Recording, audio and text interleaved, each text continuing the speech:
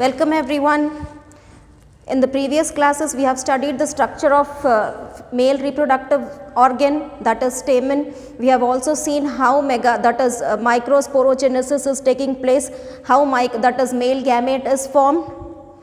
Male gamete is formed by pollen grains. Pollen grain is the male gametophyte. Pollen grain is the male gametophyte which is present inside the anther, and these pollen grain, which is male gametophyte, produces male gametes. We have seen how male gametes are formed, how microsporogenesis takes place. Now in this class we will start with the female reproductive organ. We will see how what are the different part of the female reproductive organ and how megasporogenesis takes place, how female gametophyte is formed, and all the details which are present inside it we will see in this one. So coming to this, the female reproductive organ is the gynecium. Gynecium is the female reproductive organ. We can even call it as pistil, gynecium or pistil. This is the female reproductive organ. Gynecium or pistil is the female reproductive organ. Here, if a flower or if a flower has only one carpel or one pistil, gynecium, carpel, all these are one and the same. So here if a flower has only one pistil, one carpel, then it is called as monocarpellary. Mono means one, carpellary is one carpel. Flower with, that is gynecium with only one carpel. Gynecium with only one carpel, if only one carpel is present, then that type of gynecium or that type of flower, that is called as monocarpellary. And if many are, that is if two carpels are there, for example, if this is the one carpel, this is one carpel, instead of one carpel, this, if it is only one carpel in a flower, then this is called as monocarpellary. It is called as monocarpellary. But instead of one, if we have two carpels, this is like this one, another two. If it is having two carpels, then it is called as bicarpellary. If in a flower, if we have two carpels, then it is called as bicarpellary. If three carpels are there, then it is called as tricarpellary. Or if more than one, if a flower has more than one carpel, then it is called as multicarpellary. Multicarpellary, multi is many, multicarpellary, one carpel, monocarpellary, more than one carpel is present, then it is called as multicarpellary. But if we specify it, instead of one, if two is present, we can call it as bicarpellary. Bicarpellary. If three is present, tricarpellary. Instead of bicarpellary, tricarpellary, we can even say multicarpellary, because more than one, we can even say multicarpellary. If a flower has only one carpel, monocarpellary, more than one carpel, it is multicarpellary. The gynecium is multicarpellary. Now, if carpels are many, if single carpel is there, there is no. But if there is that is more than one carpel, if there is more than one carpel, so here those carpels can be free and those carpels can be fused. If there are more than one carpel, then the carpels can be free or the carpels can be fused. If a carpel is free, then it is called as apocarpous ovary. It is called as apocarpous flower. Now, if it is, that is, if the carpel are fused, if the carpels are fused, then it is called as syncarpous. I said you, if this is one only, monocarpellary, more than one means, more than one is multicarpellary. Okay, if this multicarpellary, if both of, this is one carpel, this is another carpel. Okay, if both of them are fused, if both of them are fused, if both the carpels are fused, then this condition, this type of ovary is called as syncarpous. Syncarpous means this ovary will be, that is the carpels will be fused. So now these carpels are fused one. So more than one carpel. This condition will be seen only when carpels are more than one. If it is one, there is no need of fusion or free. It is just one monocarpellary. If more than one carpel are there, it depends whether those carpels are free or whether those carpels are fused ones. Okay. So here in this case, two carpels are present, but both the carpels are fused. Okay. Now here if three carpels are there, this is 1, then this is 2, then this is 3. So all these 3 carpels are fused. All the 3 carpels are fused. Then this type is called as what? Syncarpous. This type is called as syncarpous. If 3 are there, 1, it will be separate. 2, it will be separate. 3, it will be separate. If all the carpels are, more than one carpel are there, and if all the carpels are free, then this type is called as apocarpous. Apocarpous, that is the carpels are free. Apocarpous means free carpels, and syncarpous means fused carpels. Fused carpels. So syncarpous ovaries will be seen in hibiscus and papaver. These two are the common examples where we see, that is the carpels will be fused. Which one? Hibiscus and papaver. And here apocarpous ovary we find in annona plant, and here michelia. In your textbooks pictures are there. In your textbook pictures are there. This here in this michelia, one picture is given in your textbook. In michelia, that is different ovaries are there, many multicarpellary ovary is there, that is multicarpellary, many carpels are there, and all of them are separate, Here, whereas here also an example is given in your textbook, you can go through it, picture is there. So where it is, that a syncarpous ovary is shown. Syncarpous ovary is shown. So but here as of now, if apocarpous ovary means the carpels will be free, they will not be fused with one another. But if it is syncarpous, that is syncarpous means the carpels will be fused together. The carpels will be fused together. Now coming to this, each carpel consists of 3 parts. Each carpel consists of 3 parts. The first part is this one.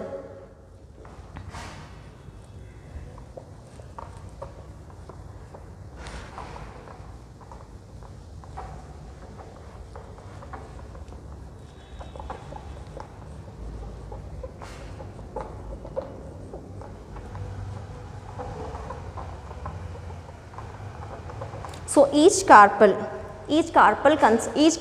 or each pistil or each gynoecium, that is here it consists of 3 parts. Each pistil consists of 3 parts. One is this one, this upper part, this is called as stigma. This is the style, and this is the ovary. Each carpel or each pistil, single carpel or single pistil consists of 3 parts. The upper part or the head, that is this part, the head part, this is called as the stigma. This is called as the stigma. Now here this long slender tube like part is present. This is a connection between stigma and ovary. So this connection, this long slender tube like structure, this structure is called as style. And here at the base, at the basal part, bulge part is present, swollen part is present. The swollen bulge part at the base. Here where it will be present? It will be present on the thalamus. All the 4 parts will be present on the thalamus. So here on the thalamus, basal bulge part is called as ovary. So at the ovary will be extending into the style, and at the tip we have the stigma. This stigma is the platform where pollen grains will land. Stigma is the land, that is a platform where pollen grains will land.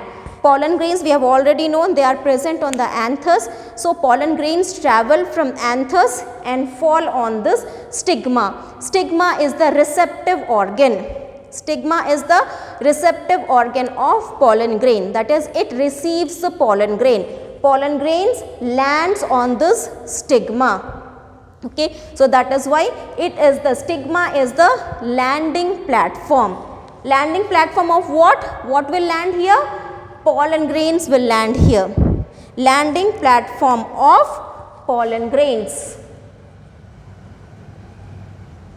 Landing platform of pollen grains. So pollen grains will land on here. Now here pollen grains, now the slender elongated part is the style and this bulge part is the ovary. Inside this ovary space is present.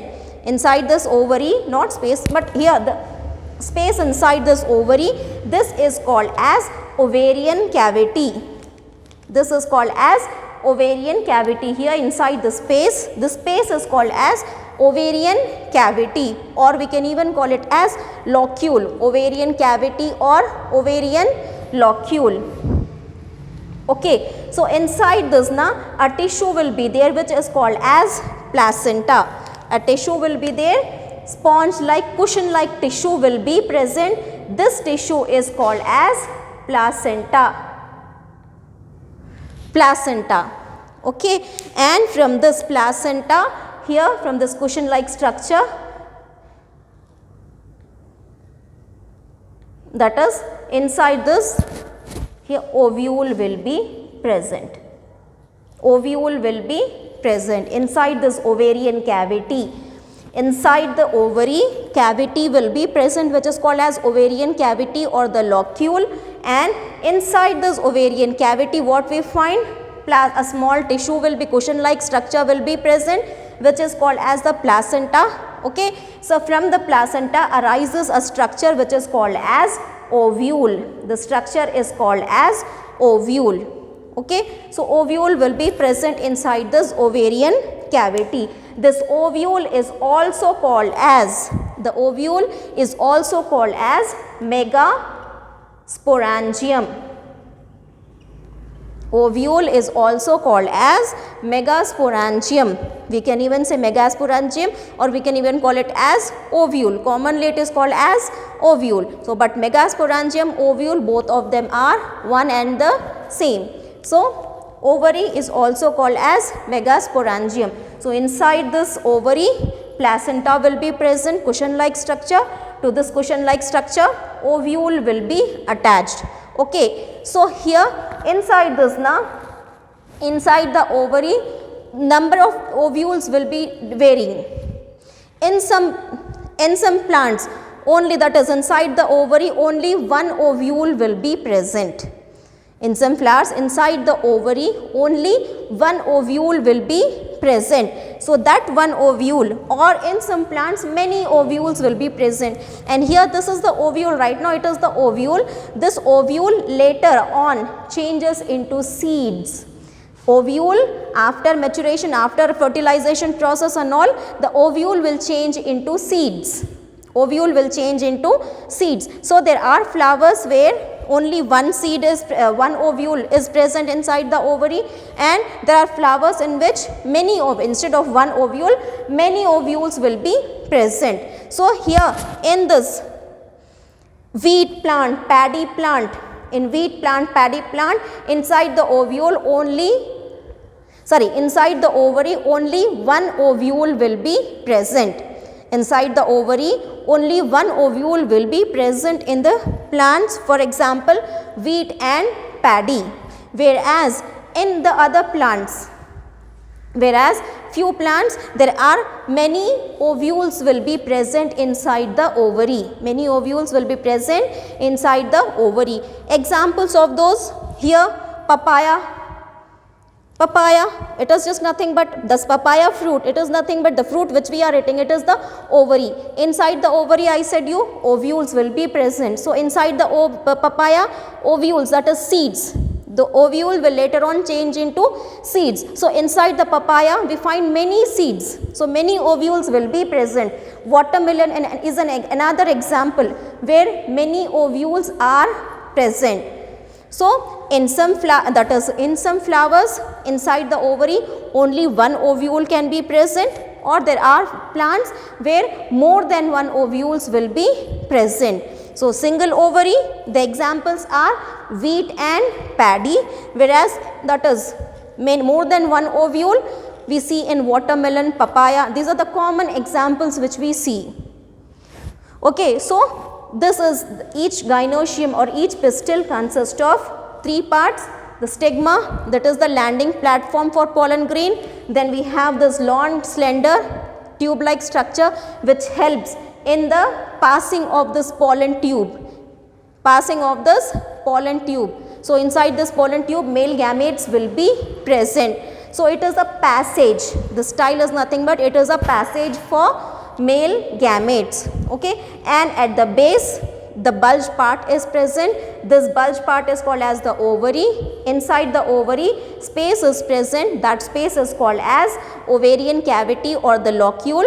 Inside each ovarian cavity, that is ovule will be present. One or many ovules will be present. So this ovule is also called as megasporangium. Ovule is also called as megasporangium. Now let us see the structure of this ovule. The structure of ovule. This is the actual structure of ovule. Now in this, so this ovule is attached to this ovary. Here a cushion like structure is there which is called as placenta. To this placenta the ovule is attached. Inside the ovary with the help of this placenta ovule is attached, and here on this placenta a stalk like structure is present. This stalk like structure is called as funicle.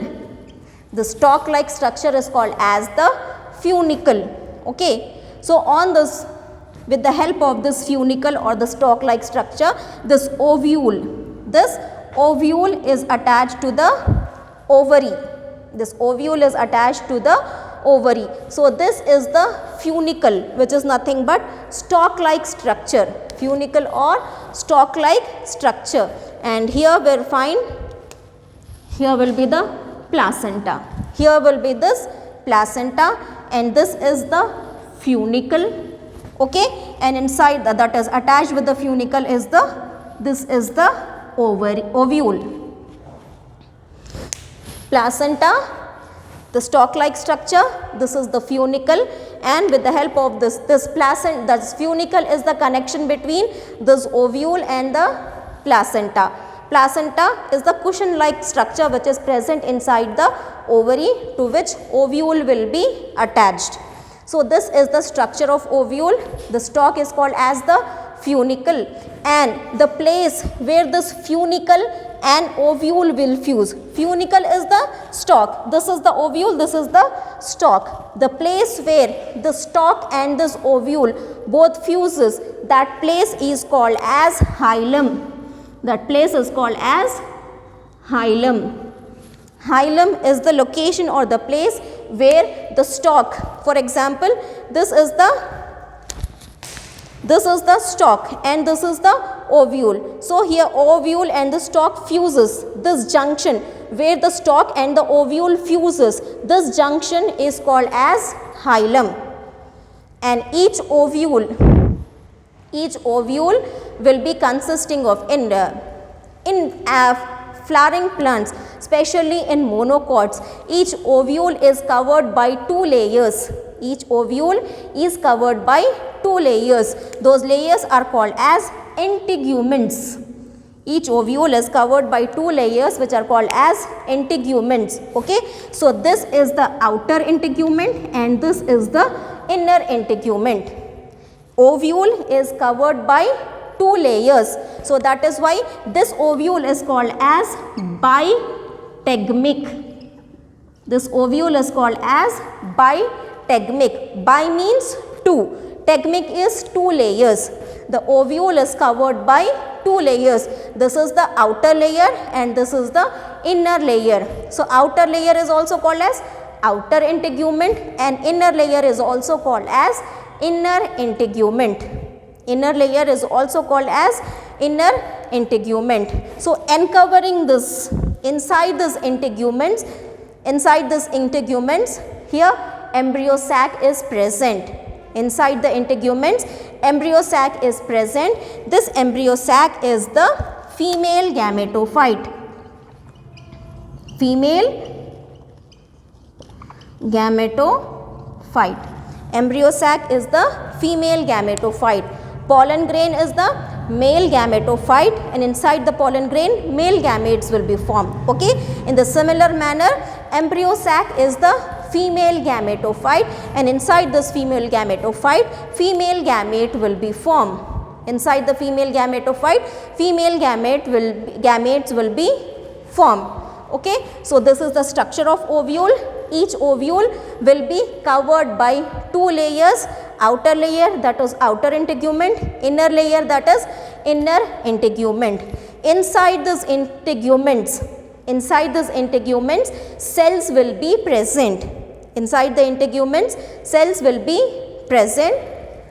So we'll see on later on, but here between these 2 integuments,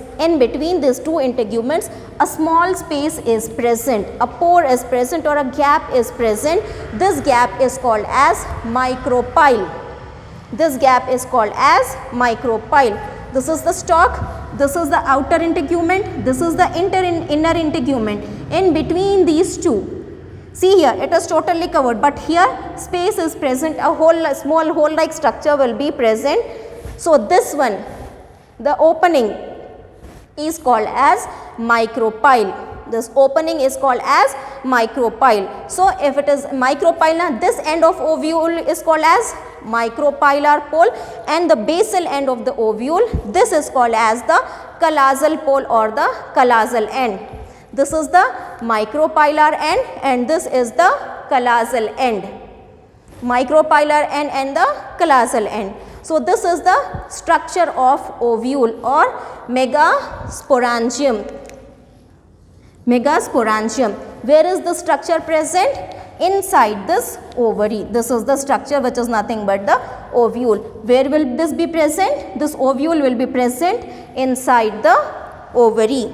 So later on, next thing we'll see in the next videos.